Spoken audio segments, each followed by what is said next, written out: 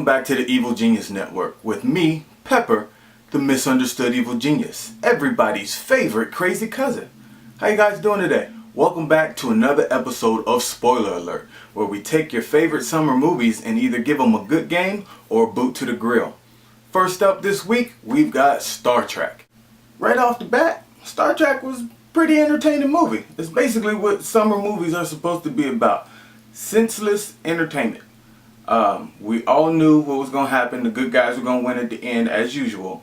We all knew that they was going to be flying through space and that there was a bad guy going to come out and a couple of ships was going to blow up and all of a sudden the Enterprise would be at risk, just like every other Star Trek movie ever made. But this one had really cool special effects and at least one solid plot twist that I can remember. And the actors are entertaining in it. You got the young Captain Kirk. I don't really know what else he's been in, or him or Spock. I don't know what other stuff they've been in on this, but they play their roles very well. But you got the dude from Harold and Kumar who flies the plane. I guess not a plane, it's a spaceship. Anything that Zoe Saldana is in, I'ma watch it. She's I'd let her give me vagina cancer. I would. Then you also have Scotty, the dude from that zombie, the British dude or Scottish dude or Irish dude. One of those dudes with an accent from that zombie movie, and he's been in a couple other Euro comedies. Pretty funny dude. So the cast is tight and the movie kept along with good pacing.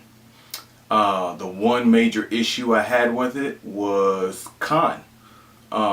Khan is the antagonist of the movie, and if you remember the old Khan with the bushy eyebrows and he was a weird old man and kind of talked funny, the new Khan talks normal. He's a G. He was whooping ass in the movie, but he still kind of, well, actually he didn't cheese it up, but Spock cheesed it up when he gave the Khan deal right at the end before he whooped his ass and captured him. That was just cheesy. Special effects in this movie were absolutely on point. It was good that this was in 3D. It was better than Iron Man in that realm. It was actually kind of just an overall, I mean, you had more characters than Iron Man. You didn't have to listen to who's that, Robert Downey Jr. or just be snarky the whole time. It was a whole bunch of other people being snarky and cracking jokes back and forth. The one plot twist was where the Federation Star Captain ended up being the real bad guy and was, you know, all a plot to kill Khan and all the other super beings that they had created. But Spock out-tricked him, and there was a sexy white girl who was his daughter who ended up hooking up with the captain. I'm pretty sure they didn't show it, but I don't know. He had some sexy alien bitches in this movie too. Those were nice. In the beginning, they were nice. They were fun to look at, even though they had tails. That was weird, but still sexy. I would fuck a blue bitch if one ever presented herself to me. I would do it. I would do it. Overall, like I said, this movie gets a good game. Couple of cheesy parts in there, so those get the boot to the grill. But overall, good game for Star Trek. Next summer movie is called Peeples. Peeples didn't really get a lot of press and a lot of pub. Probably several reasons. It was basically a Black Peoples Meet the Fockers. It started out really whack, but it starred Craig Robinson, who was actually a funny dude. It also had to come back a couple of my favorite guys of all time who I've respected in the game. That's Dougie Doug and David Allen Greer were in this movie, and both of them were hilarious in this movie. Craig Robinson, not so much. He was better in Hot Tub Time Machine and all those other movies like that, but him as the leading man in this movie, they just kind of made him too soft. Like I said, it was exactly Black Peoples Meet the Fockers, and what sucked about it in the beginning was they were just trying too hard. They were just completely trying too hard.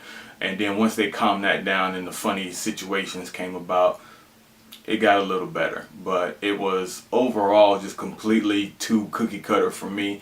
I would tell y'all to wait for DVD, but I only think it was on the theater for like a day and a half. And I'm surprised it made it to Hawaii, because most of the time Like, we only get Tyler Perry movies for 2 weeks, so I was really shocked that it was in the theater. It's worth checking out. I don't what I want to give it a boot to the grill for trying too hard and for just being a complete black ripoff of the Fockers, but I have to give it a good game because of the cast that was in there, and it was nice. I mean, if white people can make a goofy Meet the Fockers movie every summer, like 3 times a year, I guess black people can make one, you know, every now and again. So, whatever. I'm going to just go ahead and give it a good game on GP. Yeah. Plus, it starred everybody's little favorite black slut, that one little chick from Scandal. Even though her emotions are weird whenever she expresses them, especially when she cries. She has like extra face muscles when she cries.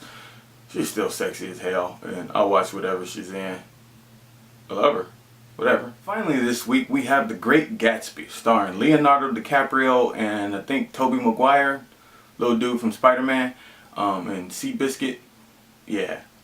They held the movie down, although I don't remember the book having any pictures, so why they made this movie in 3D completely baffled me. The 3D, literally, I didn't watch it in 3D, but I could see where they was going with it. It literally almost ruined the movie. Remember in that movie Sucker Punch about the crazy chicks and the asylum, and they just had all kind of special effects going on, and it ended up being cheesy because they was just doing too much with the special effects? Yeah, this was kind of like that. There wasn't no robots or people getting blown up, and for that matter, there wasn't a whole bunch of little sexy chicks running around. But they were just doing a little bit too much on the animation and trying to make it this glowy, epic whateverness. The book wasn't that interesting, and so I don't care how many special effects you add to a boring story, you can't make it that interesting. Basically, the dude was rich, he was crazy, and he lived a false life to try and get this chick, and the chick wasn't even really tight. I mean, like she was plain Jane. She looked like one of Tiger Woods' waitresses. I was unimpressed. Leo, you can do better. You can do better, sir.